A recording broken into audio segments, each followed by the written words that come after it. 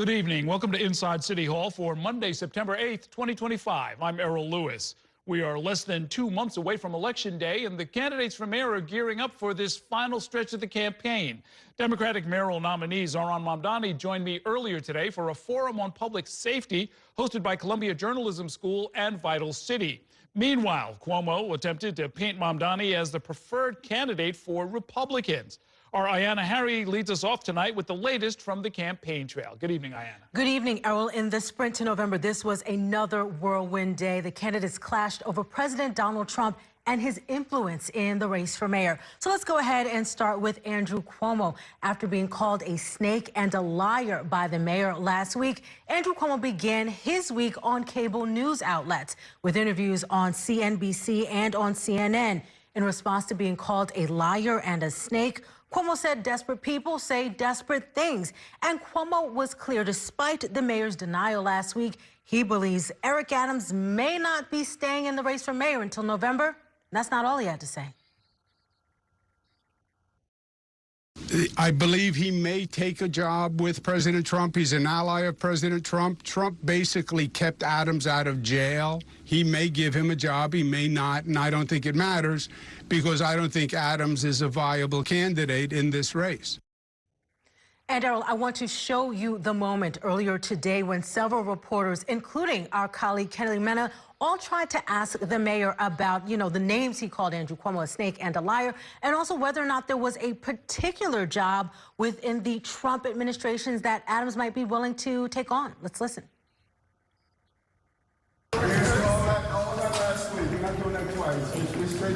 Mr. Mayor, what did you mean by calling Cuomo a snake and a liar? We are straight ahead. All that was answered last week. We're not doing that again. We're not doing reruns. Stay focused, no distractions, and grind. But is there any particular job? Stay focused, no distractions, and grind. Okay, we're stopping here, folks. There you heard it. The mayor said he is focused on the future, not the past, as of last week. And I also want to mention, during a public safety forum that was hosted by Columbia Journalism School and Vital City, hosted by Errol Louis, President Donald Trump once again entered the conversation when Zohran Mamdani was pressed about President Donald Trump and his threats to send National Guard troops to New York City. The president has repeatedly said that the troops would be sent here to help deal with violent crime. But here's how Mamdani responded. This has nothing to do with questions of crime and safety. If it was questions of crime and safety, then you would see the deployment of the National Guard in the 8 of the 10 states that have the highest levels of crime in the country, which are Republican-led. It is not about that. It is an attempt to insert Donald Trump, his agenda, his vision into the hearts of municipalities that showcase an alternative style of politics that is actually for people, that has an affirmative vision of what's possible for them.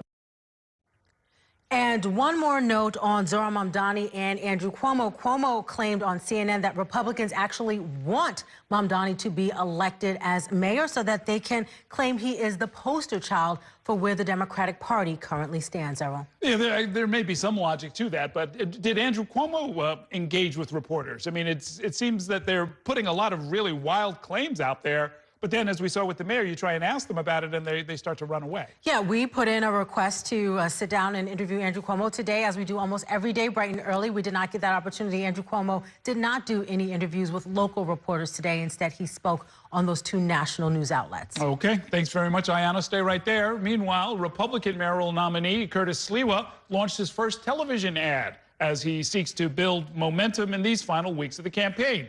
And former candidate Jim Walden is struggling to get his name removed from the ballot. Our Dan Rivley joins us now with details on those campaigns. Good evening, Dan. Good evening, Errol. So Sliwa, the founder of the Guardian Angels, over the weekend put out a statement about this recent attack of a woman in the Union Square subway station. Sliwa says another day and another attack on women in our subways. And it was that issue, violence against women, that was the focus of his first television ad of the campaign. The campaign spot is called Women Know Better, and the messenger is his wife, Nancy. Here's a little bit from this new television ad. Every day, women risk harassment and assault just going to school, to work, just living our lives. Curtis and I have always fought for women and will keep defending them because no one should have to choose between supporting their family and protecting their life.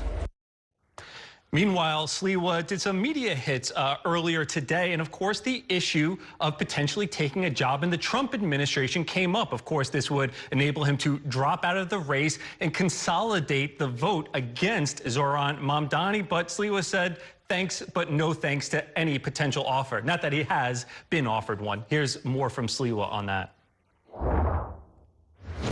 The point is that nobody's reached out to me. And if they did, I would tell them respectfully, whether it was President Donald Trump or anyone else, I appreciate that you're offering me this opportunity, but I am focused on becoming the mayor to save this city because there are 3 Democrats running. And speaking of candidates trying to get their names off the ballot, Attorney Jim Walden is trying to do just that, remove his name from the ballot after dropping his independent bid. But the New York City Board of Elections said, no, sorry. The window for that ended back in May. But Jim Walden says, disagrees.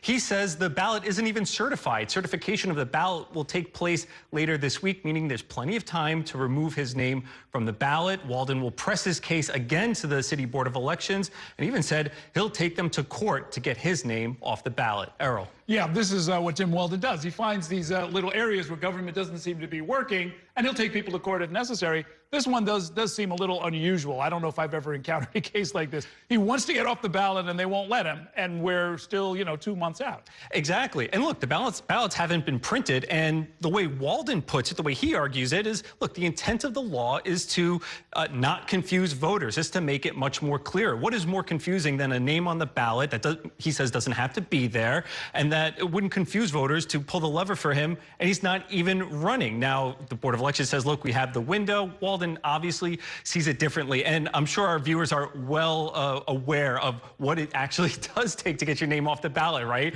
You die, God forbid, you move out of the state, or you get put up as a nomination for a judgeship somewhere in the state, and that would automatically take your name off the ballot. Obviously, Walden wouldn't want to do any of those 3. He thinks, look, the intent of the law is to bring clarity to voters. I'm out of the race. The ballot hasn't been certified. Just take me off. Yeah, and, it really is striking how between the attacks between the candidates, little technical glitches like him not being able to get off the ballot, we are talking about everything except the actual issues. Yes. But that's, kind of just where we are. That's what the candidates are doing. That's where we are. And President Donald Trump has really become a lightning rod in this race. He is deeply unpopular throughout many parts of New York City. And so the fact that we have a sitting president meddling so deeply into New York City politics, that has a lot of folks riled up. And all of these candidates are now seeking to distance themselves away from Donald Trump. I think Zohran Mamdani is the only one who hasn't been accused of, cooperating with President Trump. But Eric Adams, Andrew Cuomo, they certainly have been working overtime to try and distance themselves, while also seeming like behind the scenes they could be somewhat open to some sort of help that could push forward their political futures. Yeah, it's really striking how some of the candidates, or at least 2 of the 3, arguably the 3 who are not Mamdani, have made stopping him the whole focus of their campaign. Well, it's interesting what Sliwa said in that soundbite we played. He says, I'm running against 3 Democrats. I think it's reasonable for him to say that, but that might not be the actual play, and is not the way the campaign is unfolding for the voters. Because if you look at the polls, Sliwa is not getting the 30% you would expect in a typical head-to-head matchup between a Democrat and a Republican. Eric Adams is either in the high single digits or in the low teens. So it really does seem like there is an anti-Mamdani vote, because he's getting about 40% of the vote if you look at the polls. And it's not so much it's 3 Democrats and I'm the Republican, they're going to split the vote. They don't seem to be splitting the vote, or at least in a way that would allow Sliwa to win. But he's obviously thinks he can stand out if he sees the race, or make the voters see the race as 3 Democrats in a city where Democratic policies are not up to snuff. Right. And look, it's worth pointing out, that the prospect of the next mayor being elected with considerably less than 50% of the vote in some ways doesn't bode well for the city, right? It suggests that we haven't really made up our mind yet. It does suggest that we haven't made up our minds, but also there are so many candidates in the race that it is going to be tough for one particular candidate to get over 50%. But I will say, while, Eric Adams and Andrew Cuomo, and even Curtis Lee will have all made their campaigns about beating Zohran Mamdani. Mamdani, for the most part, tends not to get into the weeds with them. And it seems like that message and that approach and also his focus on affordability, that's what's resonating with a lot of voters. So this anti-Mamdani coalition doesn't seem to have caught on just yet. No, that's right. I mean, I'll tell you, talking with him today, he made a point of going after Cuomo. Not any of the other candidates, over and over and over again. Thank you, Ayanna. Thank you, Dan. We're going to continue to talk more about the candidates in the race for mayor when I'm joined by a political analyst later in tonight's show. Right now, though, we're going to take a short break, and when we come back, Police Commissioner Jessica Tisch says that she is, quote, revolted by the idea of President Trump sending National Guard troops into our city. We will tell you more about that in 2 minutes. Stay with us.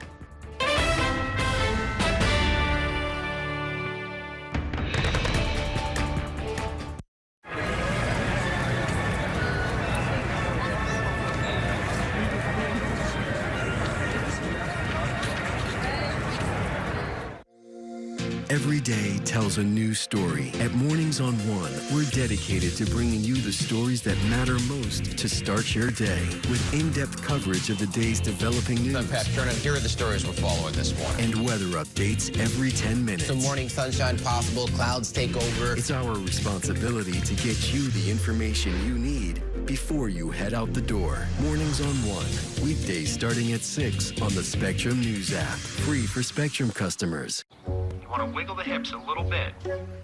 Keep your left arm straight. Elbow in, head down. Adjust your grip. Visualize the approach.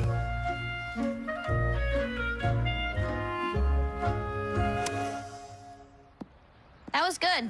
Next time we'll go out on a real course. Next time? It's all about connecting with the fastest wireless speeds from Spectrum. And internet customers get one mobile line included for 1 year. I'm Sandra, this is Jorge, and we were adopted in 2019. I remember when they first came to us, Michael was already a teenager.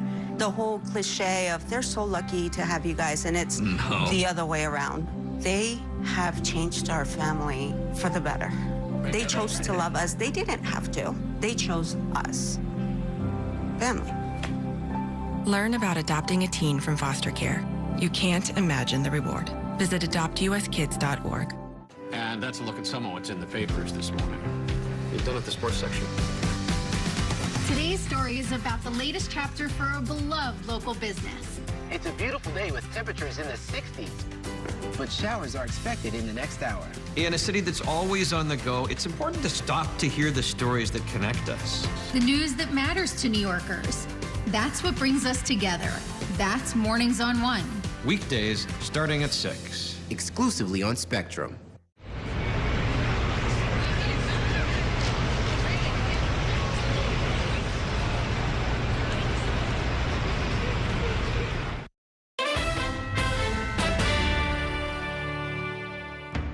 Welcome back to Inside City Hall. President Donald Trump today said he intends to send the National Guard as well as a team of immigration agents into Chicago to help, quote, straighten out that city. This comes as today the U.S. Supreme Court cleared the way for federal agents to conduct sweeping immigration operations in Los Angeles. Kevin Fry in our Washington, D.C. bureau joins me now with the latest on this. Good evening, Kevin. Hey, good evening, Errol. Of course, this comes as Washington, D.C. has become somewhat of a guinea pig for this sort of operation, though, of course, D.C. operates kind of under a different governmental control than the rest of the country. Now, in terms of what he is doing in Chicago, over the weekend on his social media channels, he reposted, shared this meme that is, I believe, AI-generated, saying Chicago apocalypse, I can't pronounce it, and touting the fact that his Department of War could perhaps go into the city. Now, the Illinois governor and Chicago's leadership pushed back, accusing Trump of being a wannabe dictator. But of course, this comes as there is this ongoing threat and announced plans just within the last 24 hours of really amping up the ICE operations in Chicago itself. And this kind of comes as we're seeing basically a two-punch operation here. There is the National Guard threat, which is its own entity, and then also the immigration enforcement component piece, of which we've seen a fair amount here in the Washington, D.C. area as well, coinciding with the National Guard deployment. National Guard's been out collecting trash and doing other things like that. ICE has certainly been amping up. Now, as you mentioned, the head of the New York Police Department, she weighed in on this concept of the National Guard and other enforcement being unleashed in New York City. Here is some of how she reacted to that possibility. One of the very major concerns that I have around this topic of deploying the National Guard to New York City or big cities across the country is that it will introduce an amount of chaos and disorder and confusion that will be counterproductive. To say nothing of the fact that as a lifelong New Yorker, I am revolted by the idea of the militarization of our streets. Now, her comments there do fit in with some of the criticism we saw after Trump deployed the National Guard in Los Angeles, which was, at least by the White House's definition, trying to rein in some of the protests we saw in response to ICE raids within the city. But nonetheless, this, of course, comes into this larger conversation about federal overreach and questions about whether or not the president is operating within the rule of law. Well, we did get some assessment on one component part of this larger operation today. Supreme Court putting on hold a July ruling by a Los Angeles-based U.S. district judge, basically allowing these ICE raids to go forward there. This has been, not surprisingly, cheered on by Attorney General Pam Bondi, but at the same time has received sharp rebuke from several of the liberal justices on the Supreme Court, expressing concerns of the potential for racial profiling and unlawful search and seizure. Errol? So now, Kevin, the Supreme Court's decision allows for operations to continue, but there's still sort of a substantive case that's going to get decided somewhere down the road, right, about whether or not these operations are proper.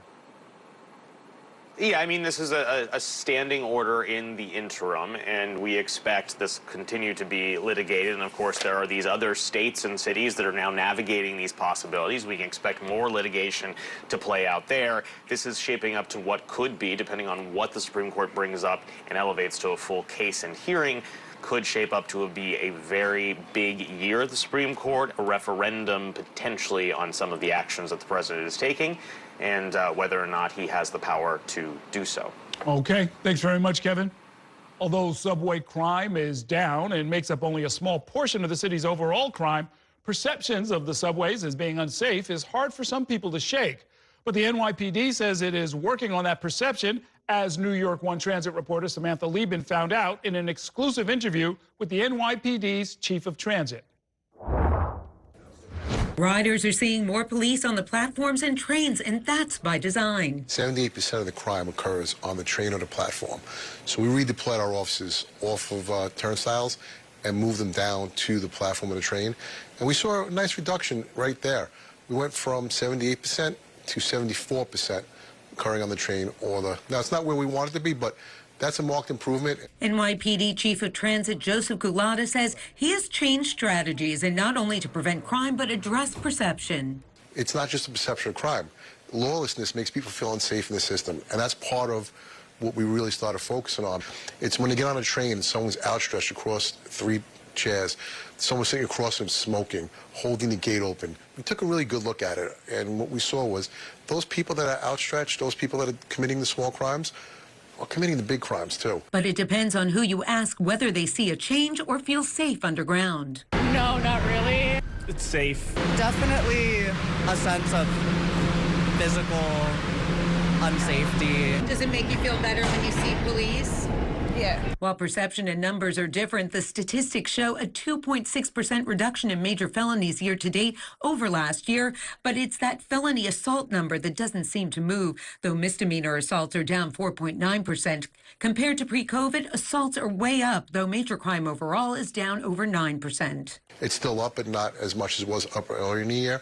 But importantly, is a lot of those are assaults on our police officers as well as assault on MTA workers. We've seen that. And that comes with, you know, the enhanced platform and train patrol, more engagement. Cameras also part of the equation. Every camera in the system is monitored here in the Transit Command Center, as well as MTA radios and other feeds. And cameras trying to prevent scenes like these, drones monitoring for subway surfing. One of the things I changed when I got here is we fly every day during the week, during the school day. We want to try to talk to the parents, do everything we possibly can. The other challenge, says Chief Gulata, is the justice system and judges not imposing bail for recidivists who are responsible for a large portion of subway crime. He says they are working with the MTA and DAs to convince the courts to do more. Samantha Liepman, New York 1. It is time for a break. Coming up, we'll bring you a closer look at a new art exhibit at City Hall to commemorate 24 years since the September 11th attacks. Stay with us.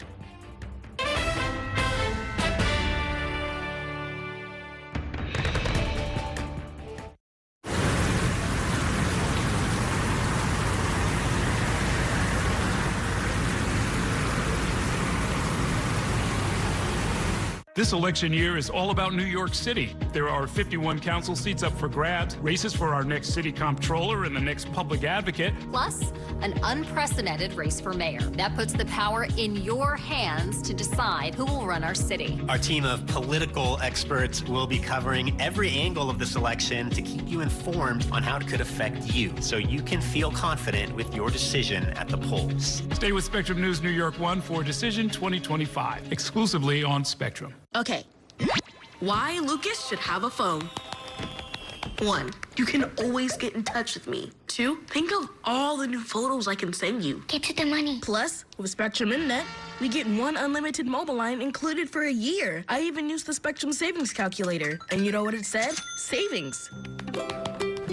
That was actually pretty good. He's impressive. Internet customers get 1 mobile line included for 1 year. From Spectrum.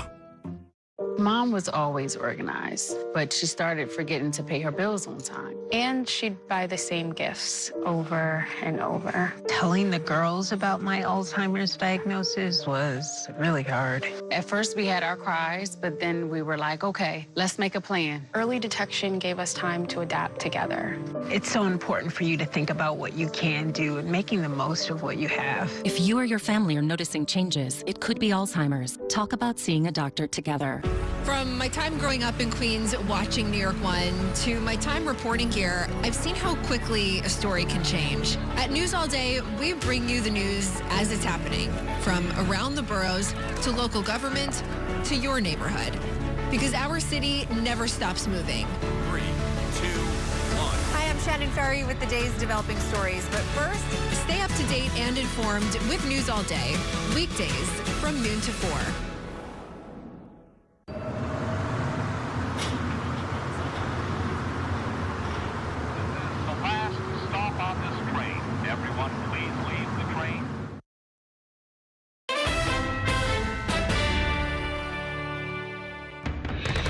Welcome back to Inside City Hall.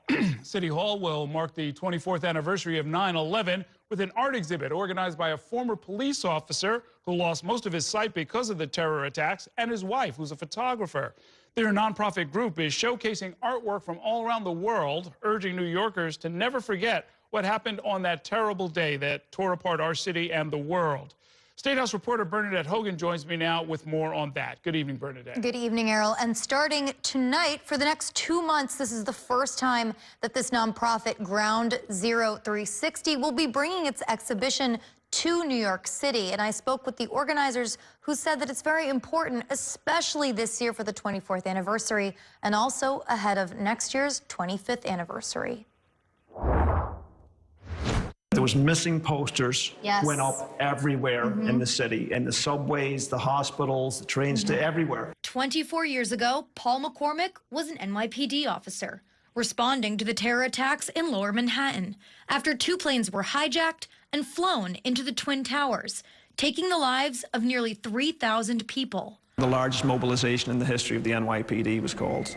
We went into our precincts, and it was chaos. It took us a while to come to grips. McCormick lost most of his sight, he says, because of chemicals at the cleanup site. But his memories stay with him, clear as that fateful day. There's a lot of people, that first responders there, that are dying of cancers. respiratory diseases. Every week or two you hear of somebody else, some firefighter that was there that passed. It's horrible. That's why McCormick and his wife, Nicola McLean, a photographer also on the scene in 2001, created Ground Zero 360, a nonprofit group dedicated to remembering the victims, their families, and the survivors through art. We're trying to, bring attention to what happened, because as they say, if you forget the past, you're deemed to repeat it in the future. So we're trying to, keep the memory alive and never forget the sacrifice of so many on that terrible day. Over 60 artists from around the world created pieces on what 9/11 meant to them for the 10-year anniversary in 2011. While they've been shown across the world, they're coming to New York City for the first time. Starting Monday, over 30 works from a collection of more than 120 pieces, including photographs, drawings, paintings, and mixed media, will be on display at City Hall for the next 2 months. I remember when the first tower fell, on my police radio, a female's voice came over the air calling for help, a female police officer. There's something different when a female calls for help, and there's something really sickening in your gut when there's absolutely nothing you can do to help them. And we later found out that female voice was police officer Moira Smith. 38-year-old Moira Smith was the first NYPD officer to report a plane crash into the North Tower. Her portrait is featured inside the rotunda. Everyone talks about her smile. You just can't help but smile thinking about her. And the world's not as fun place anymore since she's been gone. She was also the only female police officer killed on that day. Her husband, Jimmy Smith, is a retired member of the NYPD. I love this painting that Jim Fitzpatrick did. Captures, that's her photo from her ID when she came on the job, her rookie photo. So you're not supposed to smile, but she couldn't help it. QR codes provide onlookers with explanations from the artists themselves. Pieces like 23 by artist Googie honors the 23 NYPD officers killed on that day. Huey O'Donoghue painted the numbers 343 on a book to remember the number of firefighters killed. One photo by Nicola McLean depicts 2 empty shoes outside the Wall Street subway station. And McCormick says that he's hoping to bring this exhibition back to City Hall next year, Errol. And McCormick himself has quite an interesting story, right? I mean, this is somebody who, we said he lost his sight. You couldn't tell from that clip, but he really has. Yeah, you couldn't tell. He told me he can see out of the side, but when he was looking right at me for the interview, it was blurry. So, I mean, you can't tell, but he said that's one of the reasons why it's so important that, going forward, they're doing exhibitions at schools. They want younger children to hear about this, and that's why they're keeping up with this collection. Okay, thanks very much, Bernadette. We are going to take a break here, and when we come back, we'll take a look at each mayoral candidate's path to victory when I speak with a political analyst. Michael Lang is here next. Stay with us.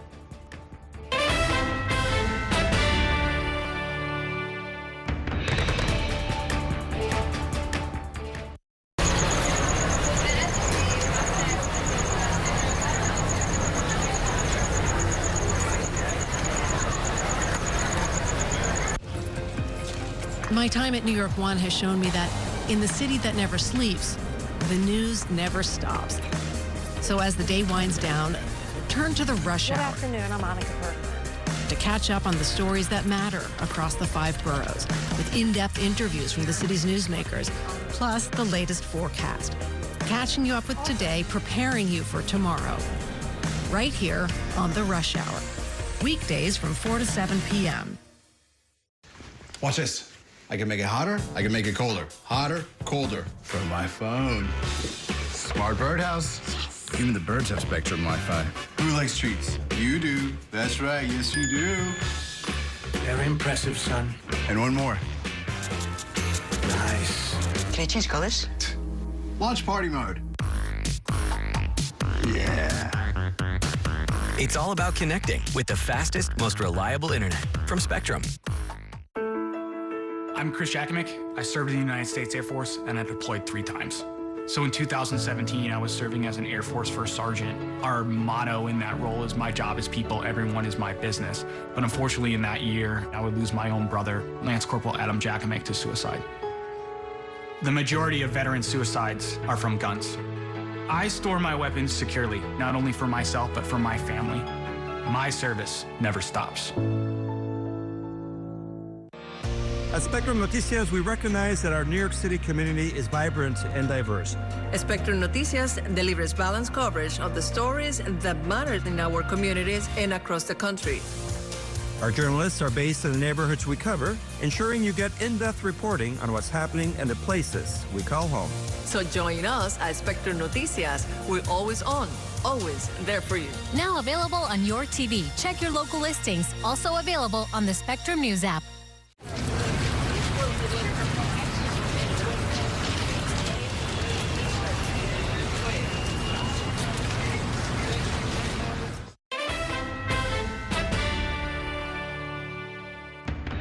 We are back inside City Hall, turning back to the race for mayor. With less than 2 months to go until Election Day, candidates are preparing for the final weeks on the campaign trail, and the attacks are ramping up as well. This all comes as Mayor Adams last Friday attempted to shut down rumors that he will be ending his re-election campaign and taking a job with the Trump administration.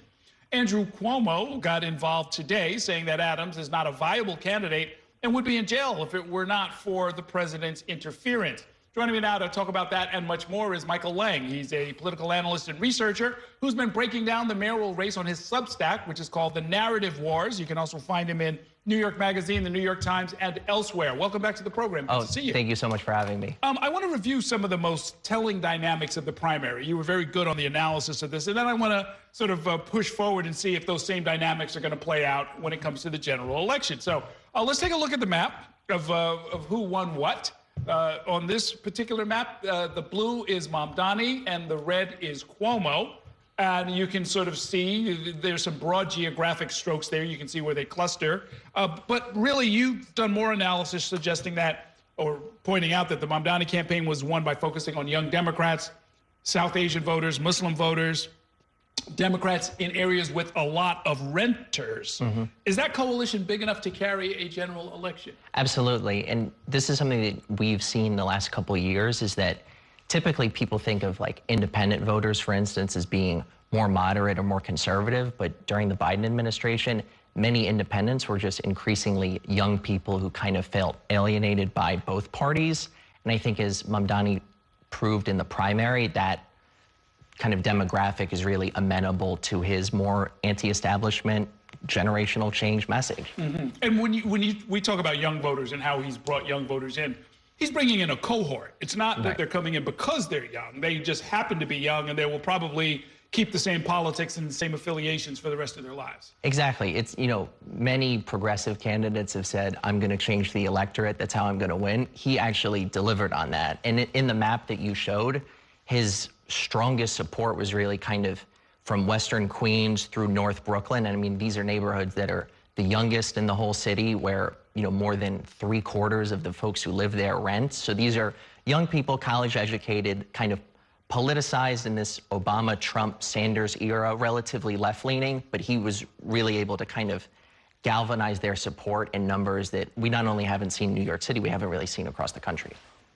So as best you can tell, did he find them or did they find him? Meaning, did he craft his message to this cohort, or did they sort of naturally gravitate to him because he was saying, let's freeze the rents? I think he crafted a message that had pretty broad appeal. I mean, you know, as shown by the map, he did very well in other parts of the city that are not very young or are not very college educated, right? But I think he was able to disseminate that message, particularly over social media and these very relatable, funny, interesting videos, in a way that made it very easy for younger voters to find him. Now, Andrew Cuomo did best in the primary, at least, with middle-class black voters, wealthy Manhattanites, Orthodox and Hasidic Jews.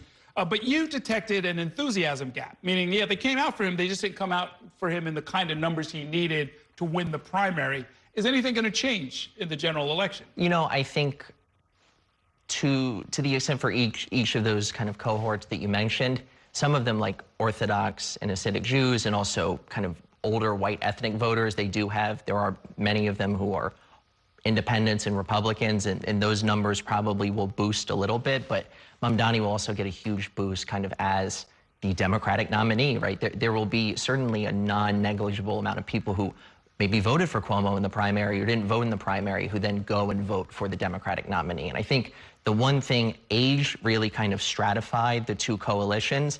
And in the general election, Cuomo's coalition will be ironically even older than it was in the primary in terms of the Republican and some of the more moderate independents in the electorate. They're very old. And I think it's kind of a new New York versus kind of that old New York. And old New York kind of shrunk, and Cuomo found that out the hard way. Well, you threw out something that, because I was raised analyzing the old New York, where ethnic coalition, ethnic politics, tribal politics, if you want to call it that, really determined everything. And you pointed out that Staten Island is the most heavily Italian county in the whole United States, 55% Italian. And yes, Cuomo won it, but he won it relatively narrowly over Mamdani in the primary. Right. I think some of this also has to do with probably some of those older Italian voters leaving the Democratic coalition, but it's also Staten Island's one of the most union-dense counties in the country. And I think Mamdani doing really well there, where there is not, some crop of young college-educated voters there necessarily. It showed that his message of affordability had quite broad appeal to the point where it was underestimated. It's interesting. One of the things I've noticed as I was talking with Mamdani earlier today in a forum is that while he would, if he's elected, become the youngest mayor in like 100 years in New York, he's actually sort of trying to bring a sort of a message asking people to act like grown-ups, to sort of change the conversation and talk about it entirely differently. Is that true for his supporters as well, do you think? I certainly think so. I think there's a lot of people who have government and bureaucratic experience of all ages who seem very interested in the idea of working in a Mamdani administration. For Zoran is a member of the Democratic Socialists of America, but he's not, like, you can't really pigeonhole him as like an ideologue. He's in many ways like a left technocrat who's very committed to, making sure that I guess maybe, that practicality is enforced. And I think, I would say he surprised a lot of people in the primary. I think his administration might surprise people in terms of actually some of the, the things that they look to prioritize. Okay, let's look forward to New York 12. Jerry Nadler is retiring. You happen to live in the district on the west side. I do. West side versus east side. There's going to be a long, long line of candidates waiting outside our studio probably who all want to run for that seat.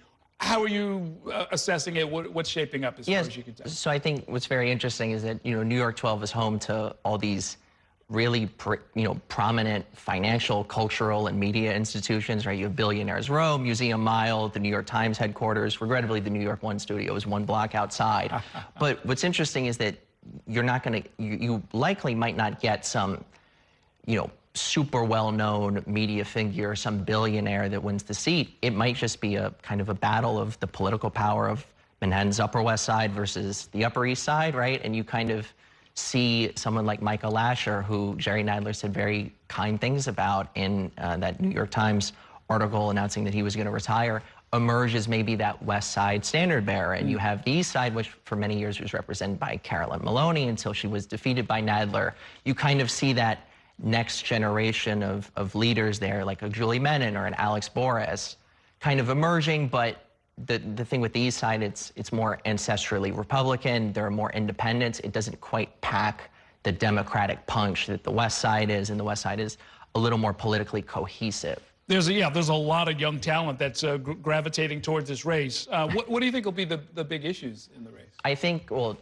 just to start with kind of what's happening in Washington, right?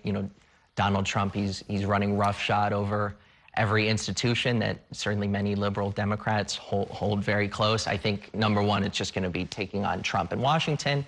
But then also, as we saw with the mayoral primary, this is the wealthiest district in all of the United States. It's one of the districts with the highest Jewish populations, right? So Israel-Palestine will certainly be an issue that is litigated very intensely. You also saw in that Nadler interview, he had very harsh words for the Israeli government. He signaled a willingness to cut off offensive weapons or work to cut them off when he returns to Washington. So that'll definitely be on the agenda. And then also kind of that issue of corporate power, money in politics, things like that in such a district that is very wealthy, but is relatively liberal. It'll be interesting to kind of see how those two issues kind of clash. They'll talk about getting money out of politics and spend probably, tens of millions of dollars to get the point across. One of the most expensive races we'll see, probably. Undoubtedly. Thanks very much for coming by. Great talking with you, Mike. Always a pleasure. Thank you. All right, let's take a break now. When we come back, we'll turn back to the race for mayor with two top consultants. Stay with us.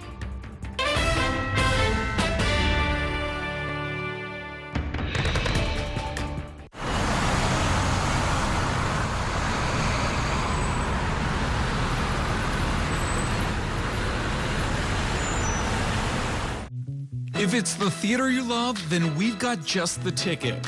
On Stage is your all-access pass to Broadway, off-Broadway, and the best live entertainment in the city. The interviews and backstage exclusives. All that's made On Stage the go-to source for entertainment for over 20 years. Join us every Saturday and Sunday at 7:30 p.m. for On Stage. Also available on the Spectrum News app. I'll see you at the theater, exclusively on Spectrum. Your entertainment the way you want it. With Spectrum TV, all these streaming apps are included at no extra cost. So you can watch anything.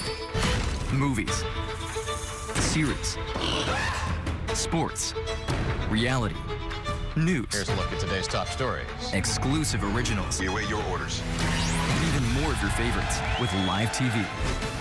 Stream across your devices and enjoy anywhere. See you later. Get it all with Spectrum TV. I'm an ex-drug dealer, and I'll be your sub today.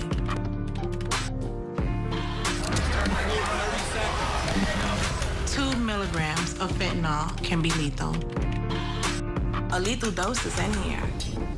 Who gets it, I won't know. It's cheap, it's potent, and it's profitable. The sad reality is fentanyl is being mixed into everything now. More kitchen now. My father was a New York City firefighter.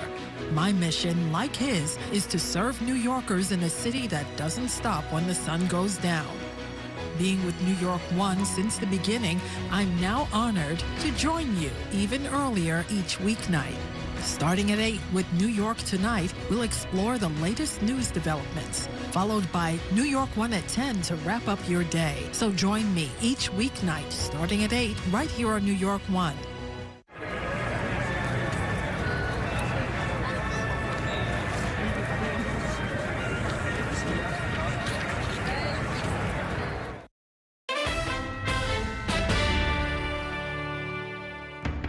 Welcome back to Inside City Hall, where we are keeping our focus on Election Day, which is less than 2 months away. Joining me now to talk about that are the members of this week's Consultants Corner. We have Democratic consultant Tess McRae and political consultant Andrew Kurtzman. Thank you both for being here. And Tess, let me start with you. I spoke this morning with Zohran Mamdani, who cleared up a lot of policy proposals. We were talking about public safety, and he went into considerably more depth. That you kind of get beyond the talking points and answering back and forth with his opponents to talk about how we would create a Department of Community Safety and do some other things, what the funding levels would be and so forth. Is the city ready for a more nuanced conversation about public safety? I mean, a lot of the stuff gets thrown overboard in the heat of a campaign. He made a conscious decision today to try not to do that, but to really sort of talk policy. Yeah, I think that's important. I think what we're seeing is an important transition for Zohran from a primary mayoral run to a general mayoral run. He has 3 of his opponents kind of taking shots at one another as to why they're the one to beat Mamdani, and meanwhile he's stepping up and saying, these are the things I'm going to do on day 1, month 2, to address your needs. And he knows that a lot of the general electorate is looking for a real answer on what's going on in terms of policing, and saying defund the police or something like that is not going to be answer enough. He said in the primary that he's beyond that, he's evolved from that, and I think now he's showing how he's evolved from that. Let me give you an example of what I was talking about. I asked him about whether he would maintain the NYPD gang database. The city council has raised some questions about it. They've held some hearings. They've actually introduced legislation to basically do away with it. I asked him about that. Here's what he had to say. I have supported that proposal. It's one I've supported because of the vast dragnet has meant the inclusion of New Yorkers. There's no question that we have to take gangs extremely seriously. And yet I find that a database that includes New Yorkers on such bases is one that doesn't actually do exactly that. I found it interesting. I mean, he's sort of thoughtful and, ironically, while he's the youngest candidate by far in the race, he seems to be asking people to have kind of a grown-up conversation about these issues. Right. Well, I mean, he's a thoughtful person. I think you could see that.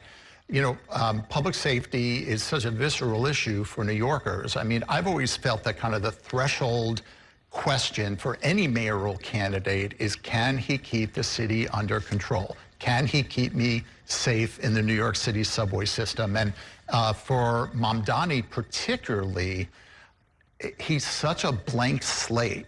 The whole story of this campaign is about the effort to define Mamdani, right? Is he too left-wing? Will he keep us safe, right? Is he pro-cop or anti-cop? And, the race is all about defining him, him defining himself positively.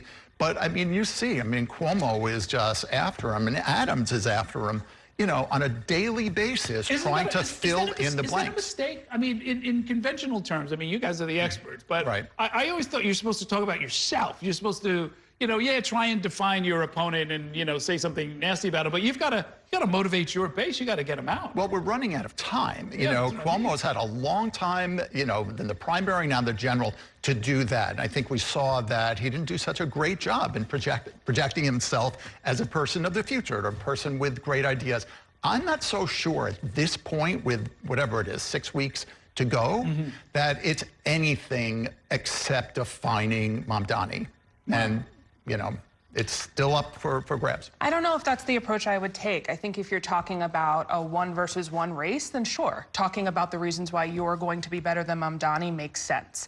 But right now, we have 3 opponents, 1 on the Republican line and 2 running on the third-party line, who are all effectively pulling from the same base of voters right now. What you need to be doing, and what these third-party voters in particular, I mean, I'm sure Slee wouldn't mind it either, is to appeal to some of the voters for Mamdani, some of the Democrats, as to why you're the person to show up. And if you can do that without always saying Zohran's name, I think it's even better. Yeah, when I talk to Slee, he's doing exactly that. He says his entire campaign staff is all millennials and Gen X, and they're going right at younger voters who are fed up. Right. They've sort of identified that as a target-rich environment where they can maybe get somebody's attention. Yeah, exactly. I mean, I think what we're seeing and have seen for some time, though maybe it's the clearest that it's been this year, is these hits that maybe worked 10, 15 years ago. Socialist, too progressive, too new, no experience. That's not resonating with voters. Voters want somebody who's going to actually speak to what they're going to do.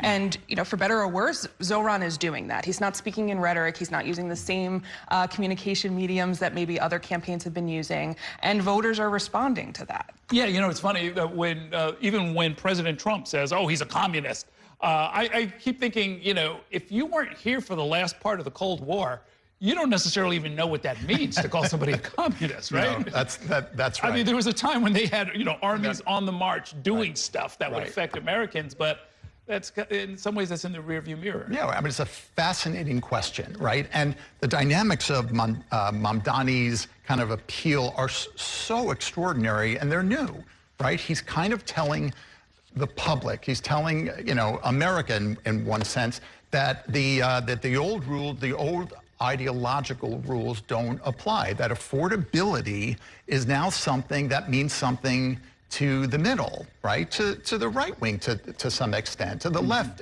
He's redefining the conversation. It's really refreshing, and it's very, very dangerous to people like Andrew Cuomo and Eric Adams. Sure. It means not just that you are risking losing the game, but like the game has changed, right? And then it's very hard to win a game if you weren't ready for it. It is time for a break. I've got more to talk about with these consultants. We'll do that in 2 minutes. Stay with us.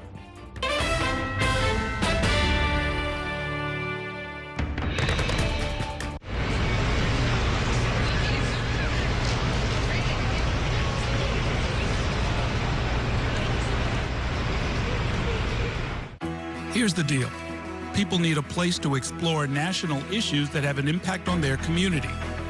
To understand those issues better, we're bringing together our team of local political journalists from across the country to break down what's happening, So join us every week to catch up on the key stories making a big difference across the nation and in your local community. Watch The Big Deal with Errol Louis Friday nights at 9 on Spectrum News New York 1. Available on all of your favorite devices exclusively on Spectrum. My name is Gail, and we are in my showroom for Floor's Fire Design House. Getting Spectrum set up for my business was extremely smooth. They had it set up within an hour, and I was online and ready to go and run my business. Spectrum helps me stay online. You know, I have to be able to be online at 5 a.m. when the market's open. Without Spectrum, it wouldn't be possible. Get up to 4 months free when you bundle award-winning internet. Visit spectrum.com/business to learn more.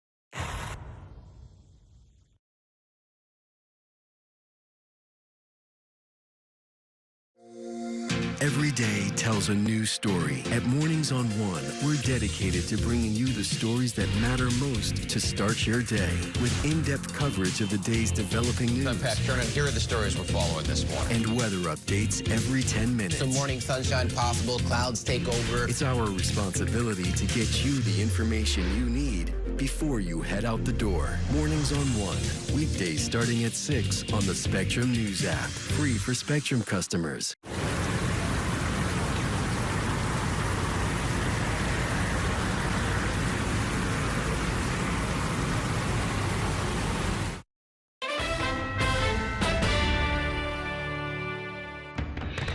They tell us New York is safe, but women know better. Rapes are up 40%. Felony assaults are at an all-time high.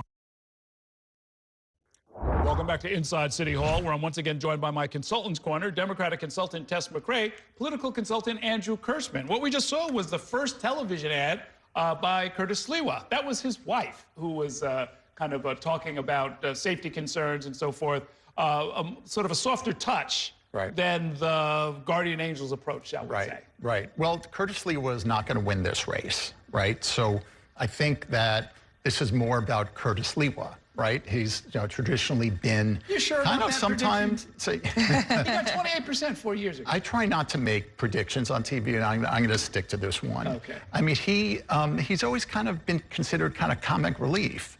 Right? And I think he's actually run a good campaign this year. And I think probably maybe he'll try to refine himself as someone to take more seriously. Yeah, I don't disagree. I mean, this is speaking to a demographic that Republicans or conservatively, I think Curtis Lee has been a libertarian for a long time, have been winning over, which is kind of like white women, bringing them into the Republican Party in disguise of fear of safety. So, I mean, it's effective messaging for sure. Not messaging I align with personally, but effective nonetheless. So I agree. I think that Curtis knows that he's probably out of this race. He's not winning. Well, are you guys saying that he's confined to voters who just can't pull the lever for a Democrat? Because he overlaps with the other candidates on a lot of different issues. Yeah, I mean, I think at the end of the day, Democrats who are going into the voting booth are going to vote for a Democrat or not going to vote for a Republican. I don't think that the calculus is, well, Zoran is too left, so let me give the moderate Republican a try. I think that like those days are kind of past us. We're not where we were when Bloomberg, an independent, could win. So yeah, I don't see it happening. Interesting. Let's talk about. Sorry, I'm just saying if you're worried about public safety, I think at this point you're voting for Andrew Cuomo or Eric Adams, and Eric Adams is is not in great shape himself. Meanwhile, those two are tearing each other apart. Here's a little sample of what's been going on between Eric Adams and Andrew Cuomo. Andrew Cuomo is a snake and a liar. Desperate people say desperate things. I believe he may take a job with President Trump. He's an ally of President Trump. Trump basically kept Adams out of jail. Yeah, those two are not going to cooperate on anything. Nobody's dropping out for anybody else. Yeah, no one's gonna drop out unless Trump, offers him Adams a terrific job. And look, the longer this circus plays out, the worse it is for Andrew Cuomo, right? If it had been done cleanly, right? Eric Adams, exits the race, gets a great job. It would have been, kind of simpler.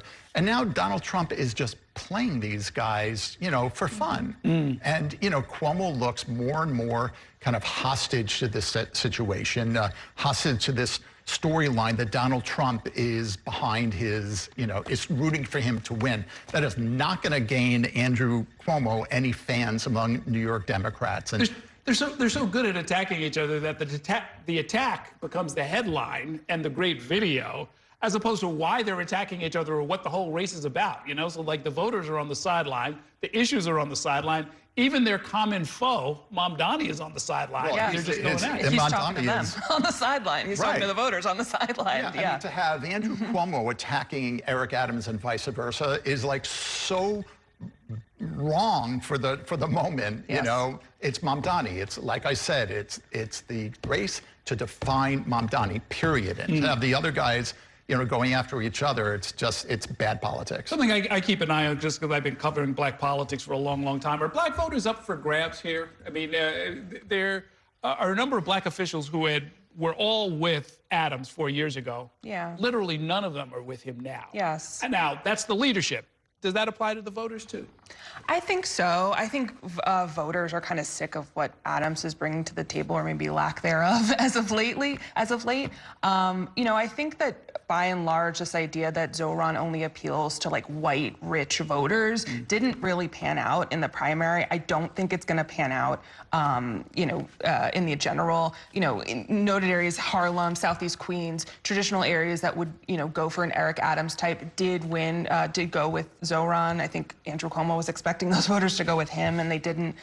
So I think that by and large, you're going to see black voters break for Zoran. Maybe a few in Brooklyn will stay with Eric Adams, but I do think they're going to vote for Zoran. Yeah. I mean, Mamdani won Bed-Stuy by 43 points. Yeah. Over Cuomo, and you could say, well, it's gentrifying. It's like, it ain't that gentrifying. It's not that gentrifying. Right. And he won Harlem, I think, by 18 yeah, points. Those are big numbers. Yeah. That's meaningful support on the ground. We'll see how all of that plays out. Thanks so much for coming by. Great talking with the both of you. That is going to do it for tonight's show. Be sure to join us tomorrow when my guests will include City Council members Sandy Nurse and Jennifer Gutierrez. Until then, thanks for watching and have a great evening. We'll see you next time inside City Hall.